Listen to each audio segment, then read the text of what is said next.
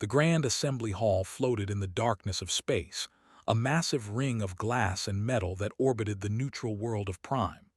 Inside, thousands of delegates from hundreds of species gathered beneath a ceiling that showed the stars themselves. It was the heart of galactic civilization. It was where laws were made, wars were ended, and the future was decided.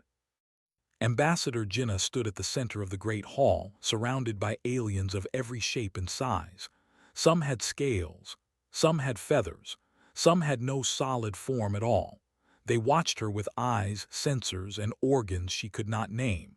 She was small compared to most of them. Humans always were. Jinnah wore the simple gray uniform of Earth's diplomatic service. No medals, no decorations, just clean fabric and steady hands. She had practiced her speech for weeks. She had studied every council law, every tradition, every proper way to address the assembly. She wanted everything to be perfect. For 60 years, humanity had served the Galactic Council.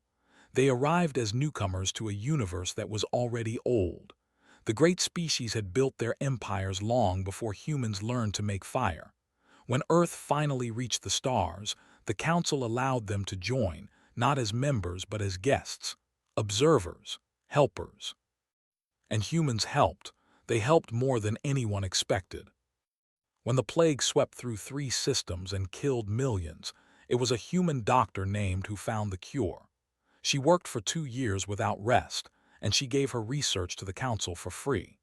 When the network began failing, its ancient jump points collapsing one by one, it was a human engineer named Minyu Li who designed the stabilizers that saved it. He asked for nothing in return. Humans built hospitals on worlds that had none. They taught farming techniques to species that were starving. They served in alien militaries, repaired alien ships, and translated alien languages. They did all of this with a smile because they believed that one day the Council would see their worth. One day they would be called equals. Today was supposed to be that day. Jinnah took a deep breath and began to speak. "Honored members of the Galactic Council," she said. Her voice was calm and clear. "For 60 years, humanity has walked among you. We have given our knowledge, our labor, and our lives in service to this great community. We have asked for nothing but the chance to prove ourselves." She looked around the chamber. Most of the delegates were not paying attention. Some were talking quietly among themselves. Others were looking at data screens. A few were sleeping. Jinnah continued anyway. "Today, on behalf of Earth and all human colonies, I formally request that humanity be elevated to full membership in the Galactic Council. We wish to have a voice. We wish to vote. We wish to be called not guests, but partners." She finished and waited. The chamber was silent for a moment. Then, from the highest seat in the assembly, came a sound that Jinnah did not expect. Laughter. High Speaker was laughing. He was a tall creature with gray skin and 4 arms, and he sat on a throne of polished stone that rose above all others. He was the most powerful being in the known galaxy, and he was laughing at her. "Partners," said, still chuckling, "the human wants to be our partner." Other delegates began to laugh as well. The sound echoed through the great hall like thunder. Jinnah stood perfectly still. Her face showed nothing. Raised one of his 4 hands, and the laughter slowly died. He looked down at Jinnah with eyes that held no warmth. "Little human," he said, "your species is young. You have existed for barely a moment compared to the great civilizations of this council. You are useful, I admit. You work hard. You solve problems. You are good with your hands." He paused and smiled. "But you are not leaders. You are not thinkers. You are workers. Good workers, yes, but workers all the same." Jinnah did not respond. She simply listened. "Full membership requires wisdom," continued. "It requires history. It requires proof that a species can guide others, not just serve them. Humanity has shown none of these qualities. You build what we tell you to build.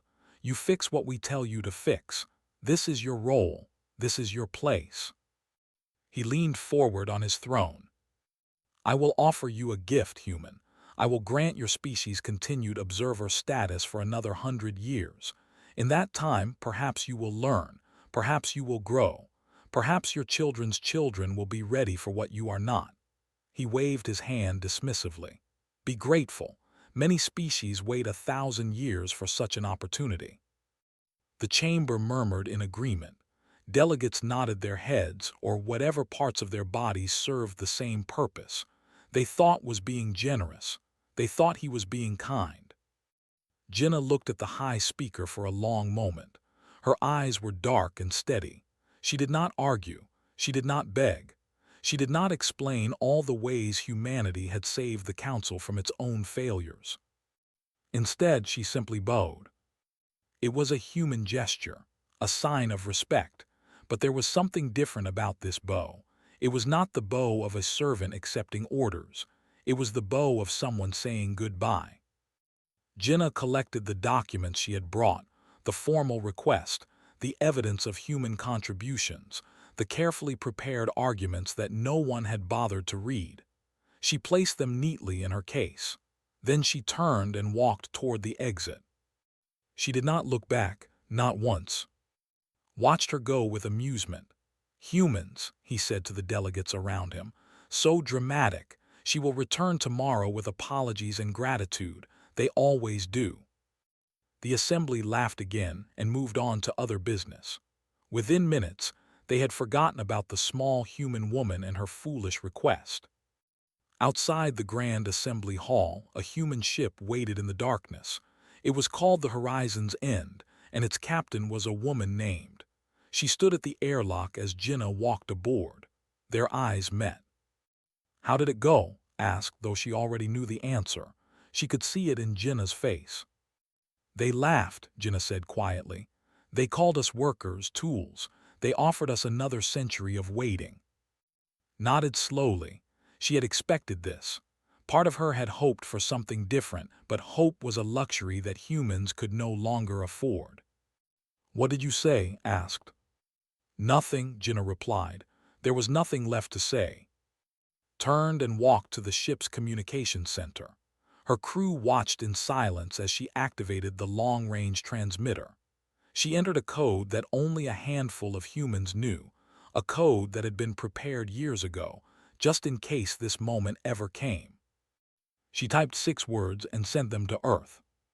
They refused. "Begin protocol silence." The message traveled across the stars at speeds that should have been impossible. It reached Earth in minutes. It reached Luna Station. It reached every human colony, every human ship, every human outpost scattered across 40 systems. And everywhere it arrived, humans stopped what they were doing and read those 6 words. They did not cry. They did not rage. They simply nodded as if they had always known this day would come. On the Horizon's End, turned off the transmitter and looked out at the Grand Assembly Hall floating in the distance. Inside, the Council was still laughing, still talking, still making their plans for a galaxy they believed they controlled. They did not know that everything was about to change. They did not know that the humans were leaving. And they did not know that they would spend the rest of their lives wishing they had never laughed at all. Took one last look at the Great Hall. Then she turned away and gave the order to depart. The Horizon's End slipped into the darkness, carrying Ambassador Jinnah home. Behind them, the Galactic Council continued its meeting, unaware that they had just made the greatest mistake in their long and ancient history. The silence had begun. The message spread like water through sand. It moved through official channels and secret ones. It traveled on encrypted signals and whispered words. Within hours, every human in the galaxy knew what had happened. The Council had refused them. The Council had laughed. And now it was time to go home. On Earth, Admiral Park stood in the command center of the United Human Fleet. He was an old man with gray hair and tired eyes, but his mind was still sharp. He had spent 40 years serving in space, fighting battles that the Council never thanked him for, protecting species that never learned his name. He read the message from Captain 3 times. Then he sat down heavily in his chair and let out a long breath. So, he said to himself, it finally happened. His staff waited in silence. They were young officers, most of them. They had grown up hearing stories about the Council's promises.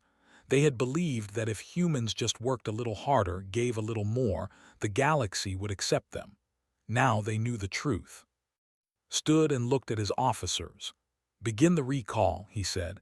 Every human serving in alien militaries, every human stationed on Council ships, bring them home, all of them. The orders went out within the hour.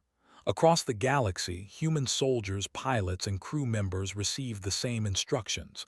Return to Earth. Do not explain. Do not argue. Simply leave. On the battleship's Pride, a human weapons officer named Shin was on duty when the message arrived. He had served on this alien ship for 12 years. He had saved it from destruction twice. The captain considered him a friend, or so had believed. Read the recall order, then calmly logged out of his station. He removed his weapons, his tools, and his personal items. He walked to the captain's quarters and requested permission to enter. The captain was a massive creature with armor-like skin and small, clever eyes. He looked at with surprise. You are leaving your post, human. Why? I have been recalled, said simply. I must return to Earth. Recalled by whom? I did not authorize this. By Earth, replied. My service here has ended. The captain stared at him for a long moment. You cannot simply leave. You are part of this crew. You have duties, responsibilities. Met his gaze without fear. I have served this ship faithfully for 12 years. I have asked for nothing but fair treatment. I was given less than nothing, so now I go. This is about the council vote. The captain made a sound that might have been a laugh. That was politics, human. It means nothing. Stay. Continue your work, perhaps in another century. Another century, interrupted softly. That is what they always say. Another century, another 1,000 years, always tomorrow, never today. He shook his head. I am tired of waiting for tomorrow. He placed his ship badge on the captain's desk. Goodbye, Captain. I hope you find another weapons officer as good as me. I do not think you will.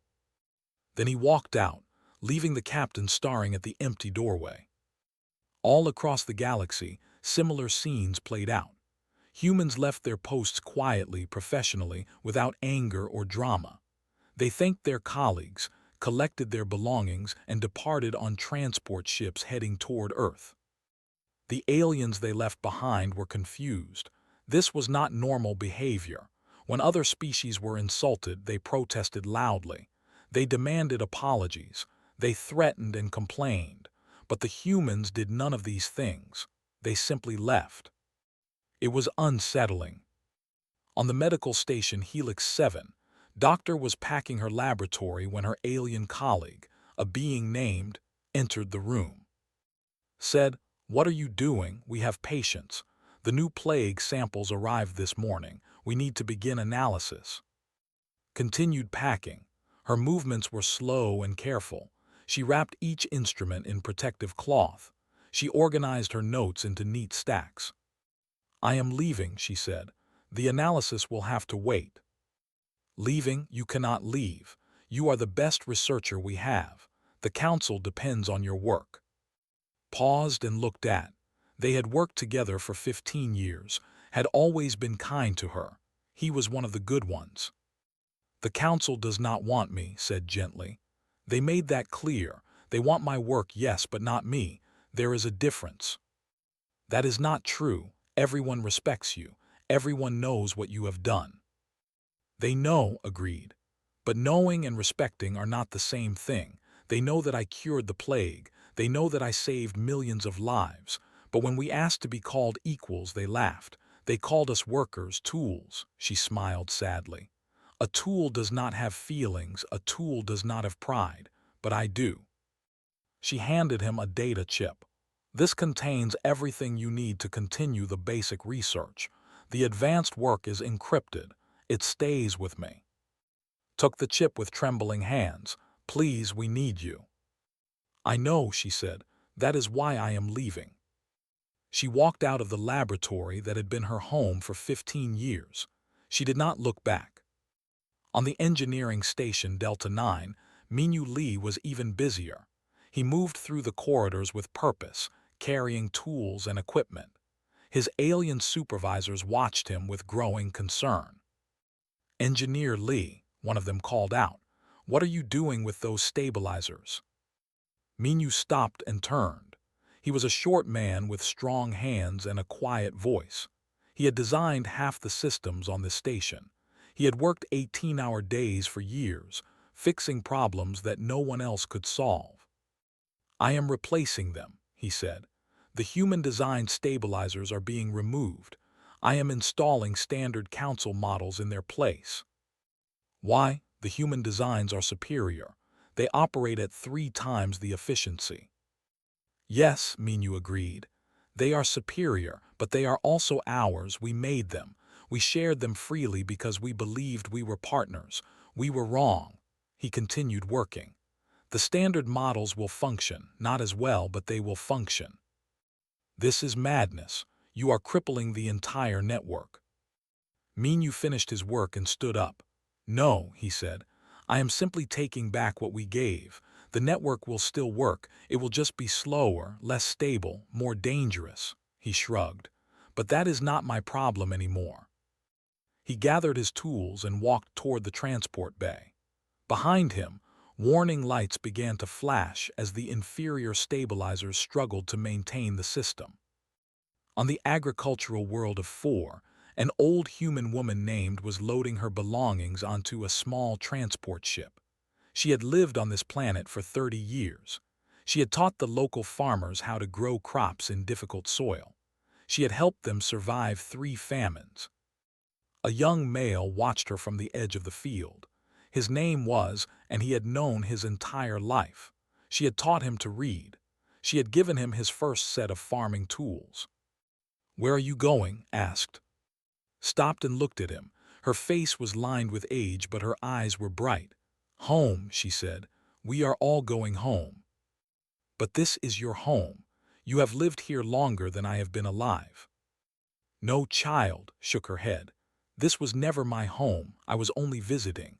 A very long visit, but a visit all the same." Did not understand. "Will you come back?" Was quiet for a moment. Then she reached into her pocket and pulled out a small data chip. She pressed it into his hand. "This contains everything I know," she said. "Every farming technique, every soil treatment, every secret I have learned in 30 years. It is my gift to you." "Why?" asked, his voice small. "Because you were always kind to me," said. "And because I want you to remember us as we truly were, not as the council says we are. Remember us as friends." She hugged him briefly, then turned and walked up the ramp of the transport ship. Stood in the field and watched the ship rise into the sky. He watched until it was just a small point of light among the stars. Then he looked down at the data chip in his hand. He did not know it yet, but that small chip would save his village one day. It would save many villages. And every time he used it, he would remember the kind old woman who gave it to him, and he would wonder why the galaxy had let her go. Across 40 systems, the story was the same. Humans left, quietly, professionally, without anger. And slowly, the aliens they left behind began to realize that something was wrong. Ships were not being repaired. Stations were losing power. Medical supplies were running low. Translation systems were failing. 1,000 small problems that humans had always fixed were suddenly not being fixed anymore. On Prime, High Speaker received reports of the human departure. He read them with amusement. "Let them go," he said. "They will return within a month begging for our forgiveness. Humans are weak. They need us more than we need them." His advisors nodded in agreement. Everyone knew that the humans would return. They always did. But this time was different. This time, the humans were not coming back. And by the time the council realized this, it would be far, far too late.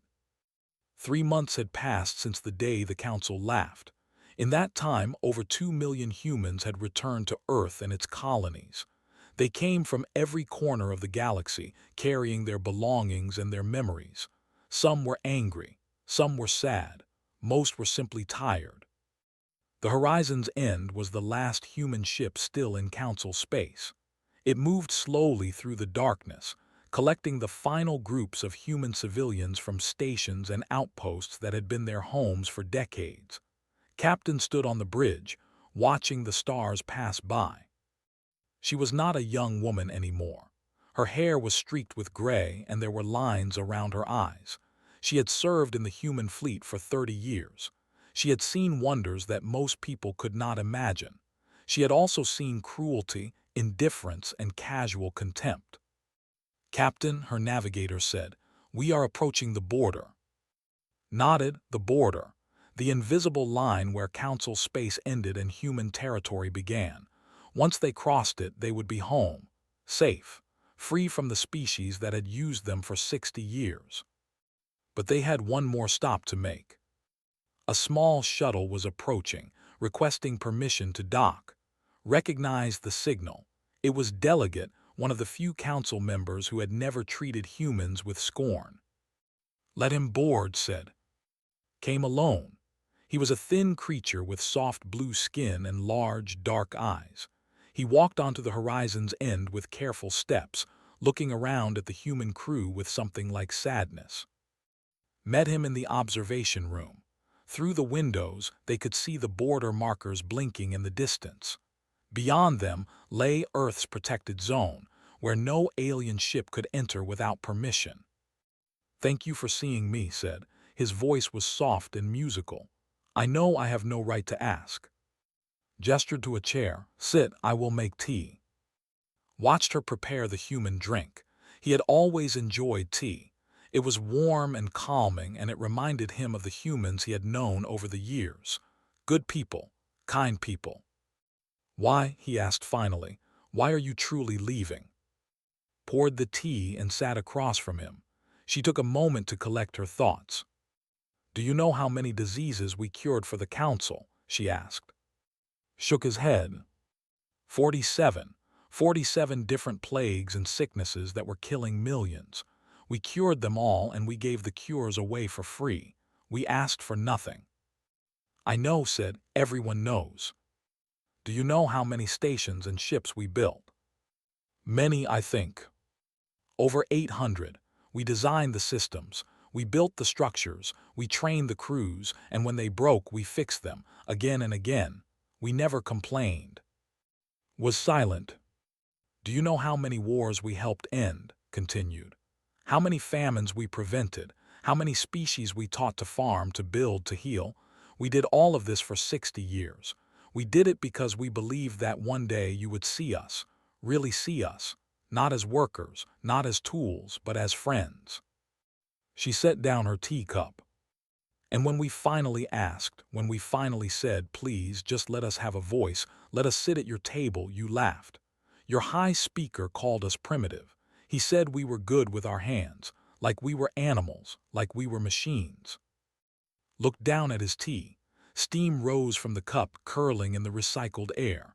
"Not all of us feel that way," he said quietly. "I know," replied. "But the ones who do not feel that way did nothing.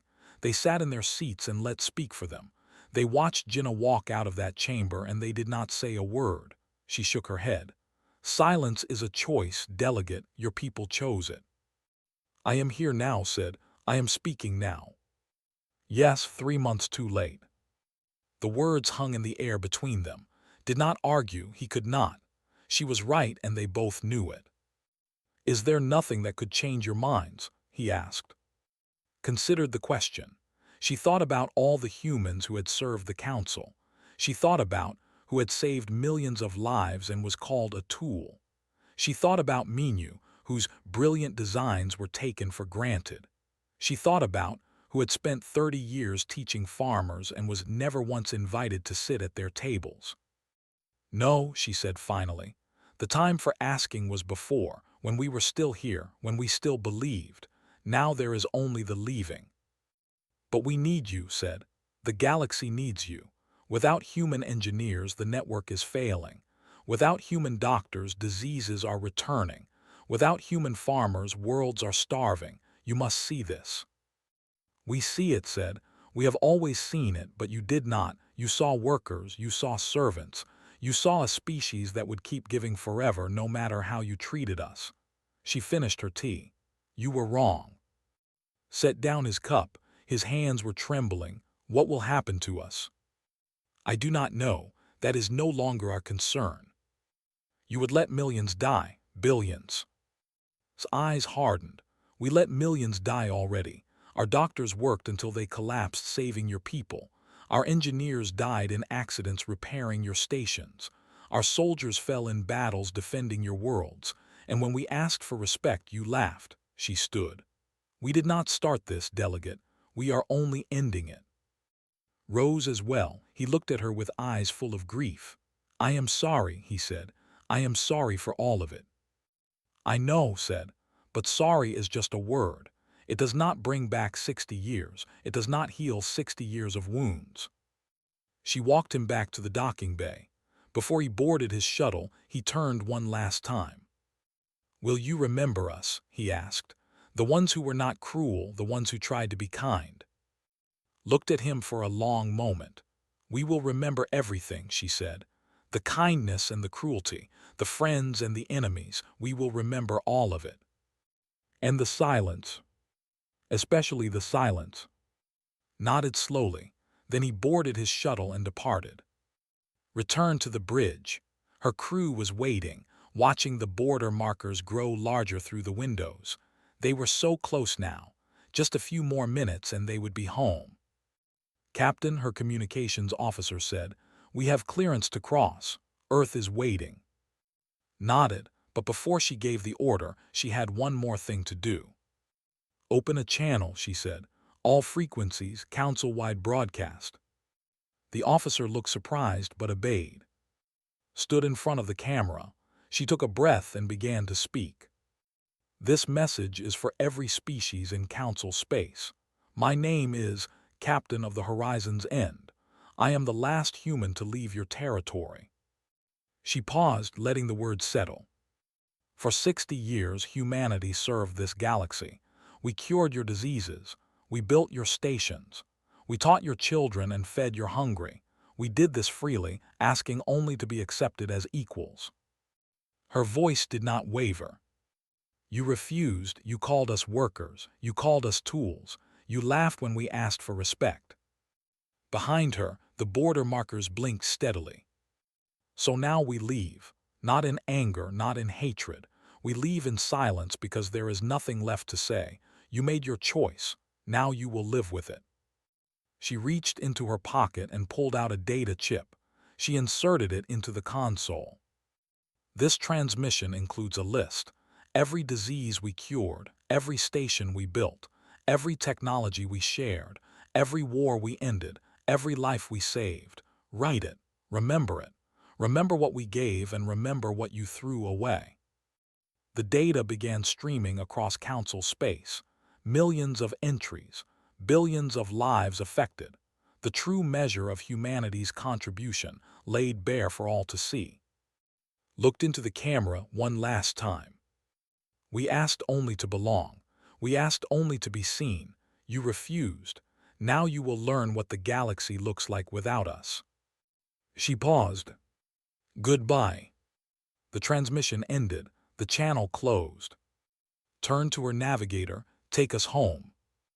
The Horizon's End crossed the border. Behind them, the lights of council space grew dim. Ahead, the stars of human territory shone bright and welcoming. Across the galaxy, billions of beings watched the human transmission.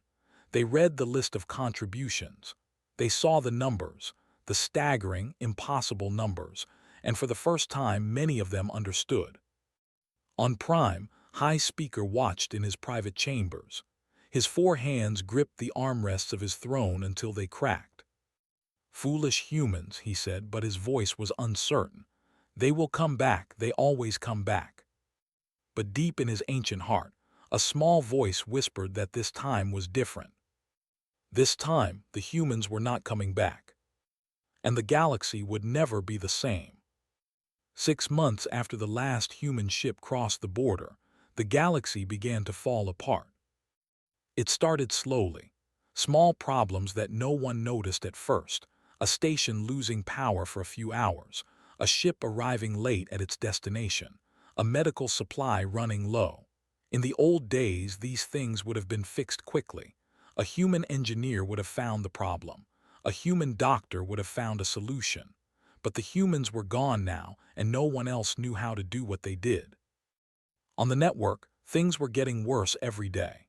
The great system of jump points that connected the galaxy had been running smoothly for decades. But that was because Minyu Li and his team of human engineers had designed the stabilizers that kept it working. Now those stabilizers were gone, replaced with standard council models that operated at barely 30% efficiency. Jump points began to flicker and fail. Ships that entered them did not always come out the other side. In the first month, 17 vessels vanished completely. By the third month, the number was over 200. Trade routes that had operated for centuries became too dangerous to use. Merchants refused to risk the journey. Goods stopped flowing. The economy of the Galactic Council, built on the assumption that ships could travel anywhere safely, began to collapse. On the medical station Helix 7, Doctor worked desperately to understand the research that had left behind. She had given him a data chip with basic information, but the advanced work was encrypted. Without knowledge, he could only scratch the surface. And then the plague returned. It appeared first on a small colony world, spreading quickly through the population. Thousands fell sick. Their skin turned gray. Their organs failed. They died in agony, just as their ancestors had died 15 years ago, before cured the disease and gave the cure away for free. Sent emergency requests to Earth, begging for the cure. The requests went unanswered. Human space was silent. No signals came in. No messages came out. It was as if they had built a wall around their territory and sealed it shut. Without the cure, the plague spread. It jumped from world to world, carried by refugees fleeing the sickness. Within 3 months, it had reached 12 systems. Millions were dying. Hospitals overflowed. Cremation fires burned day and night. The council convened an emergency session. High Speaker sat on his throne, but he did not look as confident as before. There were shadows under his eyes. His 4 hands would not stop moving, fidgeting with papers and controls. "This is a temporary crisis," he announced. "Our scientists are working on a cure. We do not need the humans. We never needed them." But everyone in the chamber knew he was lying. Archon, the council's economic overseer, rose to speak.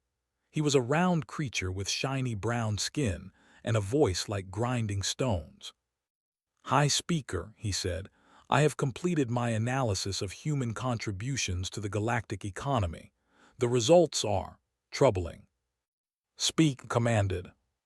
Activated a display screen. Numbers filled the air, floating in holographic light. In the past 60 years, humans contributed to over 40% of all infrastructure maintenance in Council space. 40%. They built or designed 817 stations, 3,400 starships, and over 10,000 planetary facilities. They provided free medical research that saved approximately 4 billion lives. They developed agricultural techniques that prevented famine on 62 worlds. The chamber was silent. Furthermore, continued, they served in militaries across the galaxy, filling critical roles that other species could not or would not fill. They translated over 2,000 languages, enabling communication between species that had never spoken before. They mediated 341 conflicts, preventing wars that could have killed hundreds of millions. He turned off the display. In total, humanity contributed more to this council than any other single species in our history, and we gave them nothing in return. We did not even give them a seat at our table. His face twisted with anger. These numbers prove nothing. Other species can do what the humans did. We simply need time to train them." "How much time?" Delegate stood up from his seat. He had been quiet through most of the session, but now his voice rang clear. "How many millions will die while we train new engineers? How many worlds will starve while we learn to farm? How many ships will vanish while we figure out how to fix the network?" "You forget yourself," Delegate warned. "No, High Speaker, I remember myself. I remember watching Ambassador Jinabo and leave this chamber. I remember the laughter that followed her. I remember doing nothing." His voice broke. "I remember being a coward." The chamber erupted in noise. Delegates shouted at each other. Old grudges surfaced. Species that had barely tolerated each other before now openly argued. Raised his hands for silence, but the chamber ignored him. For the first time in centuries, the High Speaker's authority was in question. Finally slammed his fist on his throne. The sound echoed through the hall, and the delegates fell silent. "Enough," he said. "We will send a delegation to Earth. We will negotiate with the humans. We will offer them better terms. Perhaps they can be persuaded to return." "Negotiate with what?" asked quietly. "We have nothing they want. We never did. They only wanted us to see them, to respect them, to call them equals. We refused. What can we possibly offer now that would make them forget?" Had no answer. The delegation was sent anyway. 3 ships, carrying the Council's most skilled diplomats. They traveled to the border of human space and transmitted formal requests for communication. The requests went unanswered. They waited for days, weeks. Human satellites detected their presence. The diplomats could see the scanning beams, but no response ever came. No weapons fire, no threats, just silence. Empty, absolute silence. On the agricultural world of 4, things were getting desperate.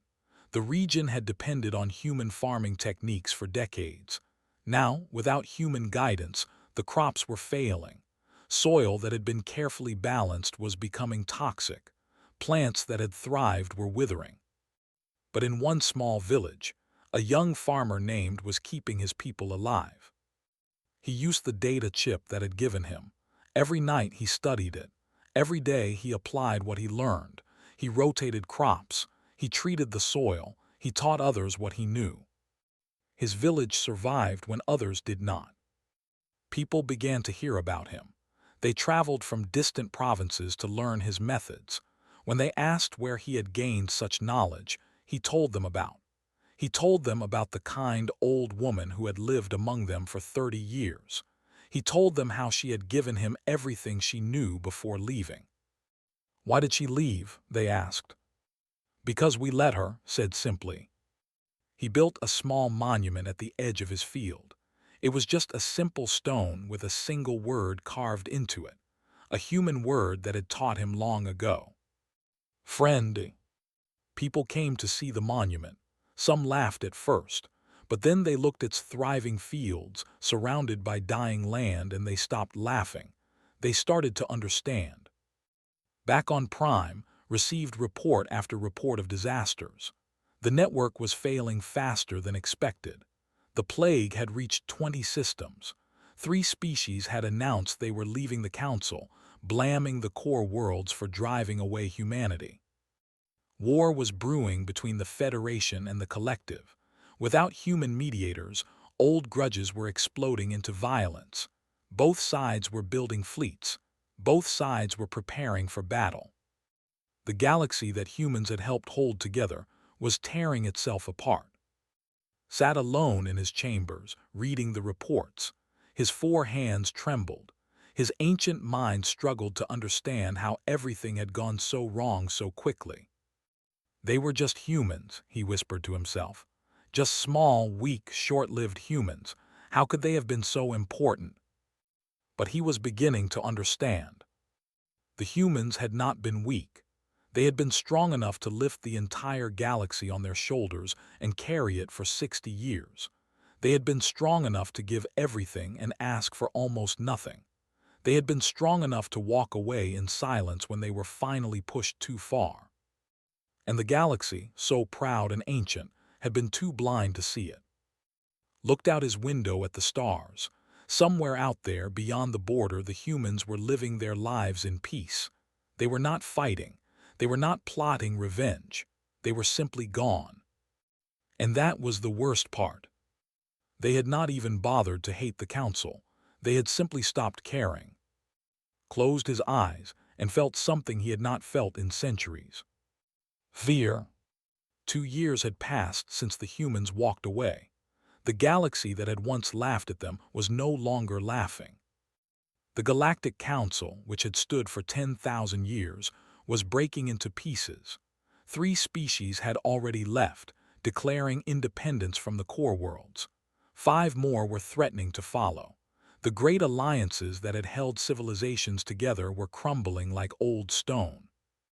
The war between the Federation and the Collective had begun 6 months ago. It had started with small fights over trade routes and border disputes. Without human mediators to calm tensions, those small fights became battles.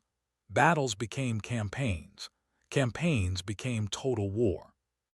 Millions had already died. Millions more would follow. On the dying world of 3, the plague had killed half the population. Hospitals were empty because there was no one left to work in them. Bodies burned in great pyres that lit up the night sky. The survivors prayed to gods that did not answer. The network was barely functioning. Only the safest jump points were still usable. Travel times that had once taken days now took months. Some regions were completely cut off, isolated and alone in the darkness of space. And through it all, Earth remained silent. High Speaker had sent 17 diplomatic missions to the border of human space. Each one was met with the same response: nothing. The humans detected the ships, scanned them, and ignored them. No weapons fire, no threats, no communication of any kind. Just silence. The silence was worse than anger. Anger could be answered.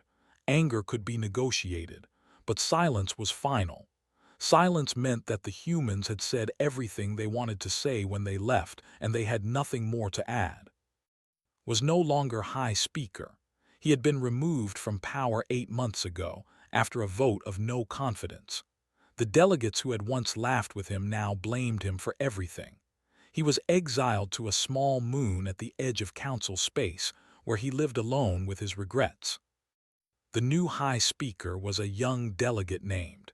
He was different from, more humble, more thoughtful.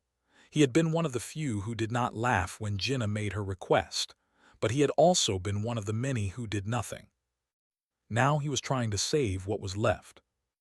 "We must find a way to contact the humans," said during an emergency session. "We must make them understand that things have changed. We must apologize." "How?" someone asked. "They do not answer our messages. They do not open their borders. They do not even acknowledge that we exist." "Then we must find another way." Delegate rose from his seat. He was older now, his blue skin faded to gray. The past 2 years had aged him greatly. He carried a weight on his shoulders that grew heavier every day. "I may have a way," he said quietly. The chamber turned to look at him. Ambassador Jinnah continued. "Before she left, we had correspondence. Nothing official, just personal messages between 2 people who respected each other. I believe I can reach her through back channels, private frequencies that are not monitored by Earth's government." "And what would you say to her?" asked. "The truth, that we were wrong, that we are sorry, that we are dying without them." There was silence in the chamber, then nodded. "Do it." Spent 3 days composing his message. He wrote and rewrote it 100 times. He wanted every word to be perfect. He wanted Jinnah to understand that this was not politics. This was not strategy. This was one being reaching out to another, begging for mercy. Finally, he sent it. He waited. Days passed, then weeks, began to lose hope. Perhaps the back channels had been closed. Perhaps Jinnah did not want to hear from him. Perhaps it was already too late. Then one night a response came. Read it with trembling hands. It was short, just 1 sentence. but it contained everything he needed to know. We forgave you the moment we left, but forgiveness is not return. He read those words over and over again. Forgiveness. The humans had forgiven them. They were not holding anger in their hearts. They were not waiting for revenge. But they were not coming back. Wrote another message. He poured out his heart. He told Jinnah about the plague. He told her about the war. He told her about the failing network and the dying worlds and the millions of beings who would not survive another year. He told her that he understood now. He understood what humans had meant to the galaxy. He understood what the Council had thrown away. He begged her to help. Jinnah's response came the next day. It was longer this time. I read your words and I believe they are true. You are suffering. Your people are dying. I am sorry for this. I truly am, but I must ask you a question. When our doctors were dying of exhaustion trying to save your people, where was your concern? When our engineers were killed in accidents fixing your stations, where were your tears? When our farmers worked until their bodies broke feeding your hungry, where was your gratitude? You cared nothing for our suffering. Why should we care for yours? Had no answer. Jinnah continued, I do not say this to be cruel, I say it because you must understand. We did not leave because we wanted revenge. We left because we were tired. Tired of giving everything and receiving nothing. Tired of being called tools when we were trying to be friends. Tired of being invisible in a galaxy we helped build. We are not angry anymore. We are simply done. The message ended there. Sat in his quarters for a long time, holding the data pad with Jinnah's words. Outside his window, ships burned in the distance. The war was getting closer every day. Soon it would reach the core worlds. Soon everything would fall. He thought about the humans. He thought about how they had come to the stars with such hope. How they had worked so hard to be accepted. How they had given and given and given, never understanding that the Council would always see them as less. And he thought about himself, about all the times he could have spoken up, all the times he could have defended them, all the times he stayed silent because it was easier.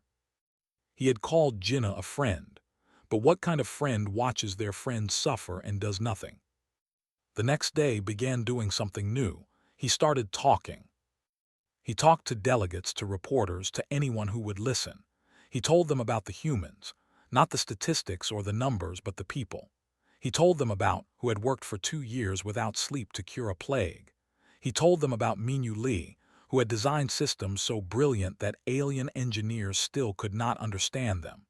He told them about the old farmer who had spent 30 years teaching strangers to feed themselves. He told them what humanity had really been. Some people laughed at him, some people ignored him, but some people listened. And slowly, very slowly, the story began to spread. On 4, continued teaching his methods to other farmers.